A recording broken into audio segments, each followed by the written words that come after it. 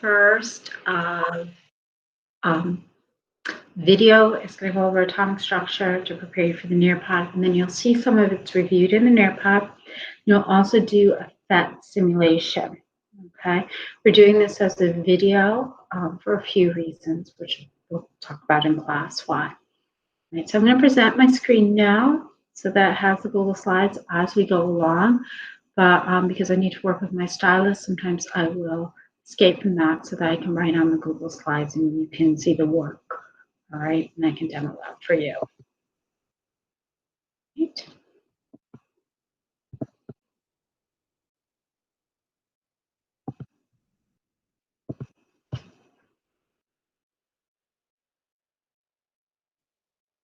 All right, so this is the presentation that you are going to be viewing as we go through, and I'll stop in a few places along the way.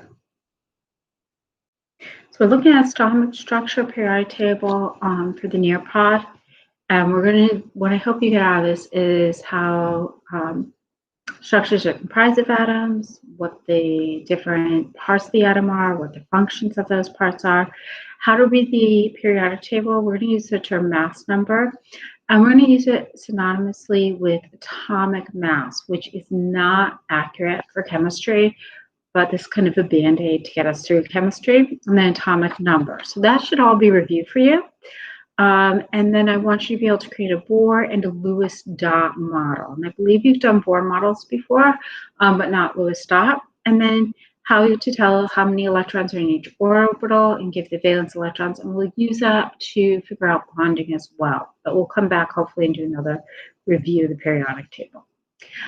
Just a couple of reminders. Elements we define them as something that cannot be broken down anymore by chemical reactions.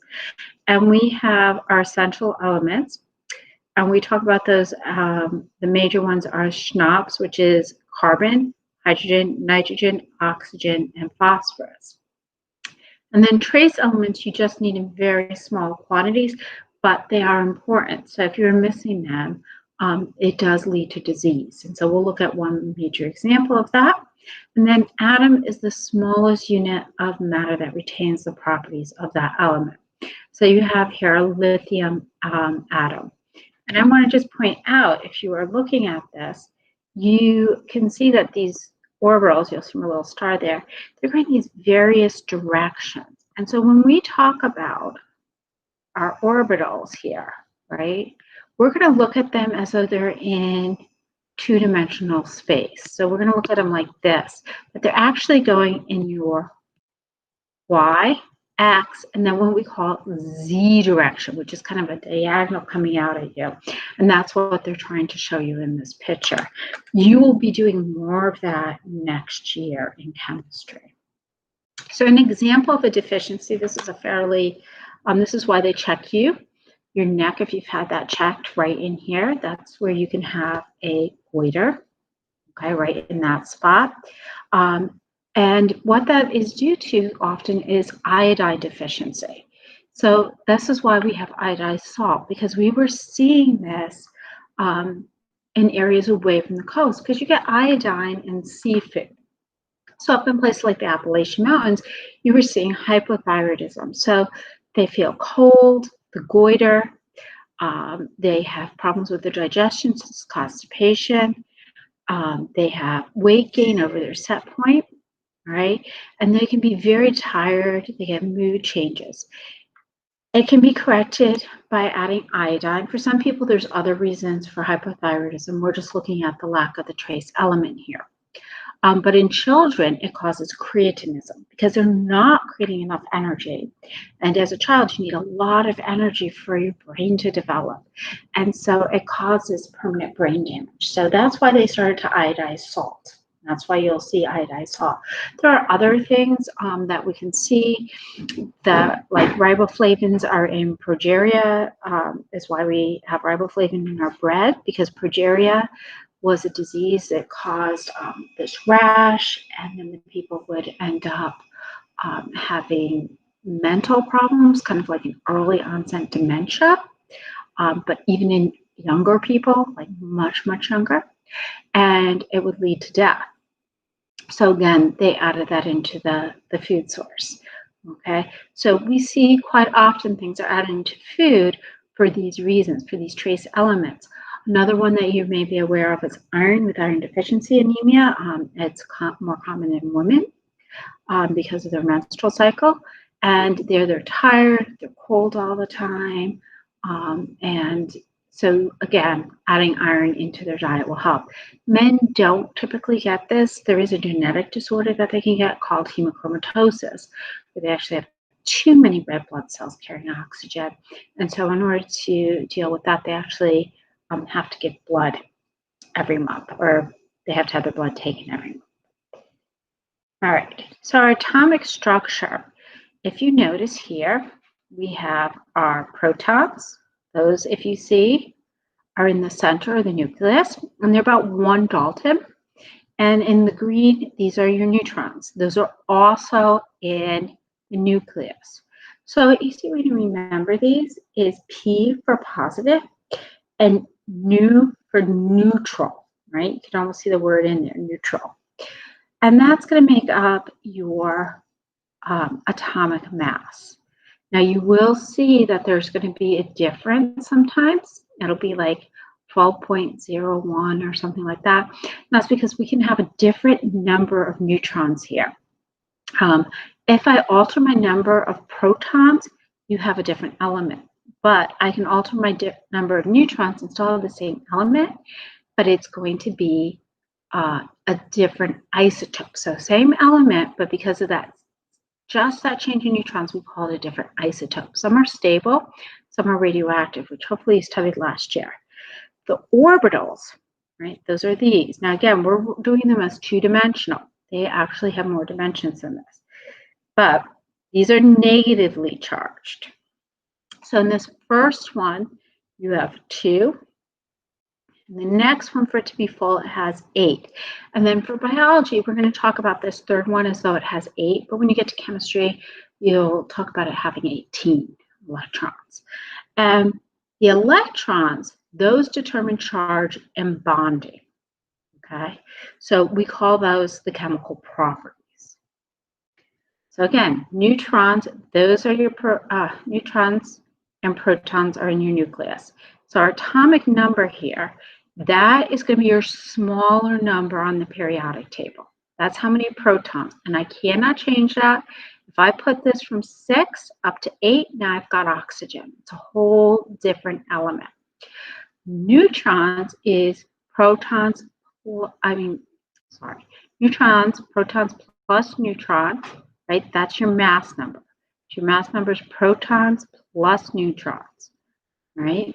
So if I want to find out my neutrons, I'm going to take my mass number and subtract my atomic number. Right? So when you're filling up your orbitals, there's a couple of rules. We always start with our lower orbitals first. So you put the 2, you show them as paired. And then in your second one, you're going to put 8 total, right? And then in your third one, for biology, you will put 8 total. It's going to change again in chemistry. So I don't want you to go to Mrs. Fulton and say, oh, wait, no, that third one's supposed to have 8. No, you're doing things different. You're dealing with metals and transitional metals in chemistry. This, again, is just a Band-Aid. The farther apart they are, the more potential energy they have, right? You must fill up the earlier orbitals before you go to the outer orbitals because they take more energy. Now, we do take advantage of this with lithium lights. What we do is you put those lights out during the day, they soak up sun, and that will actually, with lithium, cause their orbital, the electrons to go up in orbital than they can because they're soaking in all the energy. Then at night, they go back down in orbital. This, unfortunately, is chlorine. And when they go back down in orbital, that energy that they had soaked up to get them to the other orbital is released as light at night. Our outer electrons, those are called our valence electrons. So here in chlorine, we have 7. Wants to have 8, right? And because this is not filled, that's what's actually going to determine the bonding, is those valence electrons. All right, so I'm going to do an escape so that I can show you how to draw the Bohr model. And that's what we have been looking at. Let's do this here. We got to do a full screen snip. All right, and let's get this a little bigger for you so you can see it a little better. So the way that you're going to draw it is you do a circle in the center, and you can do your number of protons. So protons, P equals 6, and I'm not really great with this yet. And then my electrons. So remember, this is my atomic number, is my smallest, and the lower one, that's my mass number. And so to figure out my neutrons, I just do 12, which is protons plus neutrons, minus my number of protons alone, 6, and I get my neutrons is 6 in this case. Protons and neutrons do not always have to be equal. So N equals 6 in this case. You could also, if you want, and I'm fine with this, just put nucleus like this with your atomic signal there, C for carbon. And if you saw the kitty there, that is one of my cats. That is Mr. Stormy. So I'm going to first fill up. I have 6 electrons in this case because I'm going to make it neutral. So when it's neutral, there's no charge. So that means my number of protons has to equal my number of electrons. The number of positives equals the number of negatives, so there's no charge. So I'm going to have my protons equal to my electrons. I'm going to put 2 here. And then, excuse my drawing, I am going to put 4 out here. So I have 4 valence electrons. Okay? If there was a charge, I would do this differently, and we will look at that in a minute. So let me close that up. Now you hopefully know how to do a Bohr model, and you will practice this. I'll go over it again in the PhET simulation. Let's switch to view, present again. All right. So if I want to do a Lewis dot, so you can see here, here's that carbon again. And this was the Bohr model. So we have our protons and neutrons. Don't draw them out like this. You have your 2 electrons on your first shell, 4 on your second shell. But I want to do a Bohr model in this case. And we're just going to click on that.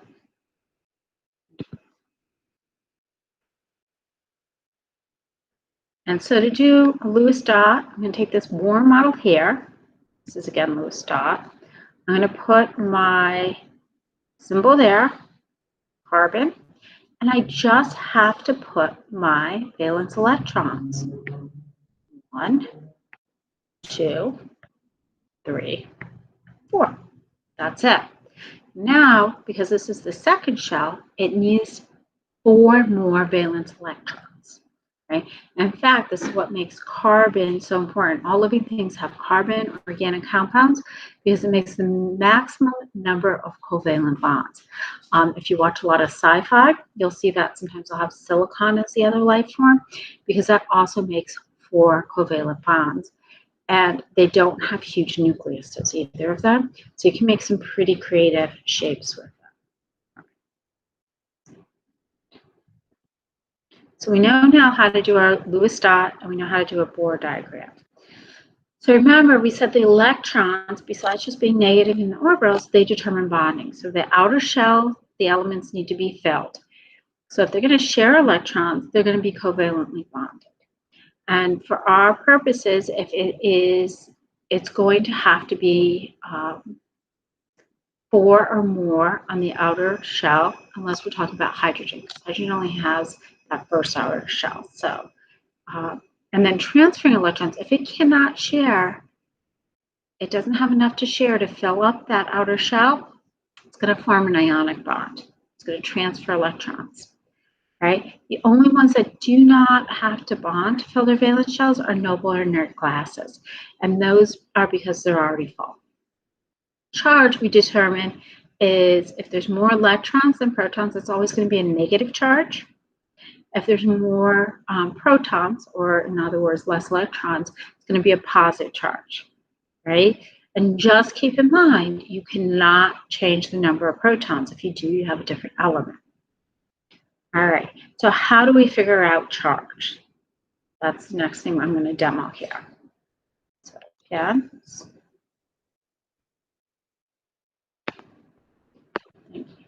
All right, so chlorine, we have protons equals 7, electrons, we want to know, right? Has a negative charge. So remember, each negative charge, my proton's 17, a positive 17. This is like basic, like pre-algebra. -1, well, positive 17 and negative 18 added together give me -1. So now I know how many electrons. And if I was going to do that out, right, I would do, let's do this as a Lewis dots. We'll do the chlorine. And I have 2 electrons in that first shell. Oops, I'm not doing that first shell. And 10 on the next, so 12. 12. So I have 6 valence electrons. So I do 2. No, I do not have 6, right? 2. No, I have 7. Sorry. It doesn't like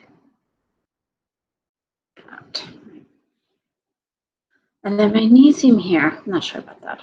And then magnesium here, if we look at this, we have, well, you know why? Because I did it as I normally would do it, but because it's negative, I actually have that as a full shell. So it has a negative charge here, it has 1 extra electron. And when it has a negative charge, anything with a charge is called an ion. And if it's negative, it's an anion. Ion means it's charged, right? And we just saw this term ion in ionic bonding. It means pertaining to, so it's pertaining to a charge. So in ionic bonds, that transfer of electrons is going to create an anion, the one who gains the electron, and something that becomes positively charged, such as our magnesium here. And those are called cations. All right. And so here we have 12 positive. We're going to end up with a positive of 2. So for that to happen, I'm going to have 10 electrons. So if I was to draw my magnesium, again, I'm doing just a Lewis dot. I would have 2, and then we would have 8 out here because it transferred 2 of its electrons that were on that third shell. And keep in mind, this is just an intro, so if you're having a little bit of troubles with this, that's okay. That's why we're going to be doing the, you're going to be going through some other questions with it. All right, so in bonding, again, if they are sharing electrons, right? So here, I'm looking at the 2 types of bonds we can have, covalent or sharing. So I have the oxygen here, 2 in that first shell, but we only have 6 on that outer shell, right? The same with this oxygen molecule, and this is oxygen gas like you breathe. So I need to show that they are going to covalently bond. So the way that you're going to show that is you put circles, I'm sorry, this is a little messy, like this around them. That shows a covalent bond. If it's an ionic bond, the electron gets transferred, right? So you saw, you'll see that this electron gets transferred over here because this needs 7 more in the sodium, right? And nothing's going to share 7 to just get 1. It's, you know, it has to be an equal sharing for a covalent bond, right? 1 for 1. So instead, it has to give up that electron because it has 1 less electron than protons. It's going to be a cation, so it's going to have a positive charge. This chlorine, like we just did, now has a total of 8 on its outer shell. This one goes down to its second shell, has a total of 8 now. And this is now positive, not positive, but this is now full, but because it has that extra electron, it's an anion, right? It's negatively charged. And so these are going to be attracted to each other because positives and negatives are attracted. And that's an ionic bond.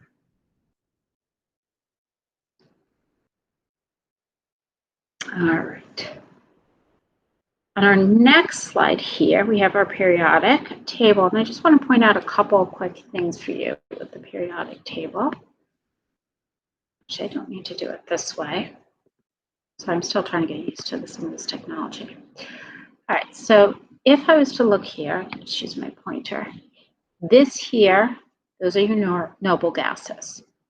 They are full, they are noble. They will never, ever form, as far as we are concerned in biology, a bond because their shells are complete.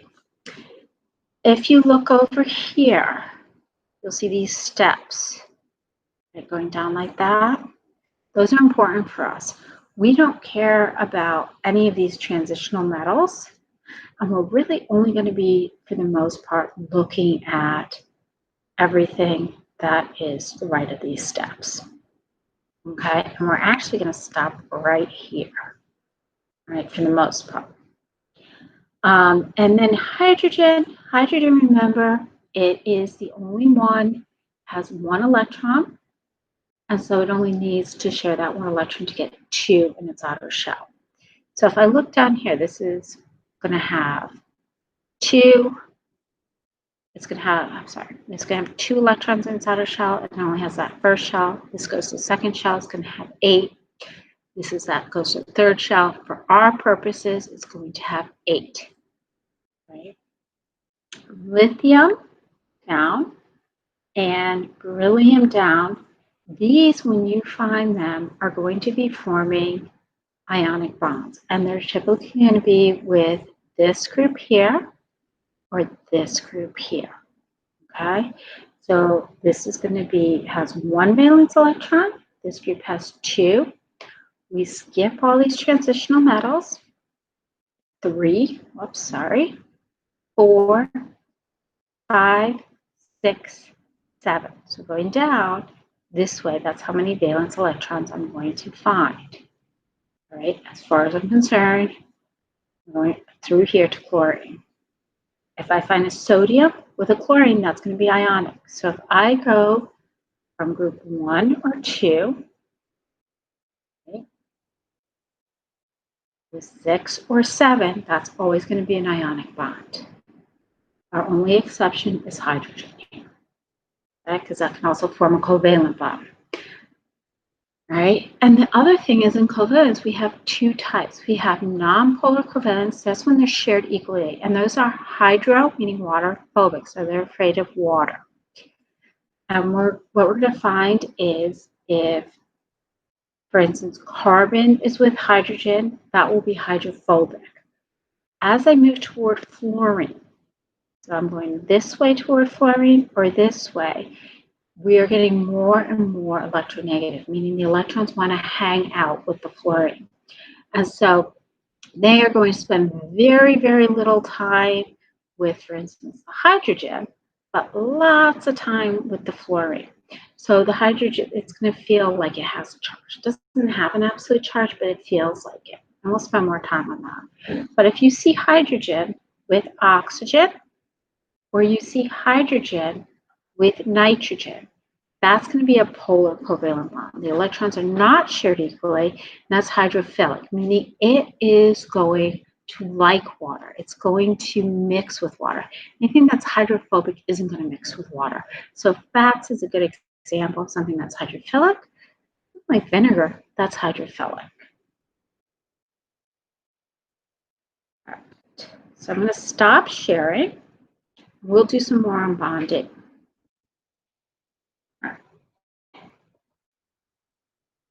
And I'm going to stop recording.